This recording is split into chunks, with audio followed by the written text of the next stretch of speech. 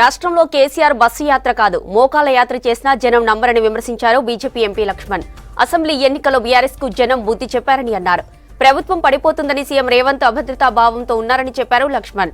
లోక్సభ ఎన్నికల్లో రాష్ట్రంలో బీజేపీ 12 సీట్లు గెలుస్తుందని ధీమా వ్యక్తం చేశారు.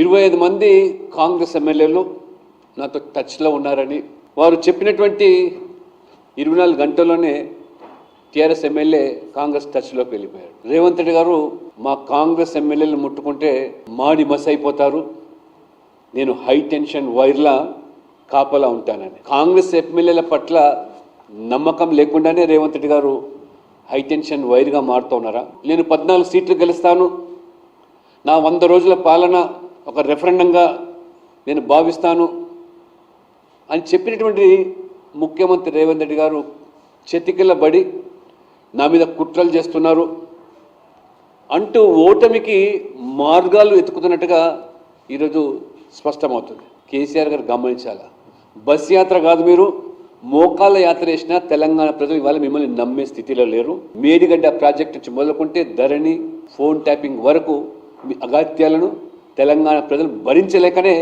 మార్పు కోరుకున్నారు. ఆ మార్పులో కాంగ్రెస్ లాభపడింది కానీ కాంగ్రెస్ బలం కాదు. దేశవ్యాప్తంగా కూడా 10 సంవత్సరాలుగా కాంగ్రెస్ పార్టీ కూడా ఒక ప్రతిపక్ష పాత్ర పోషించడం కూడా ఘోరంగా విఫలం చెందింది. దేశంలోనే కనుమరుగెత్తిన కాంగ్రెస్ పార్టీ తెలంగాణలో కూడా బతికి బట్టకట్టే పరిస్థితి లేదు. కాంగ్రెస్, బీఆర్ఎస్, మజ్లిస్, కమ్యూనిస్ట్ ఏకమైన ప్రజలు బీజేపీతో ఉన్నారు.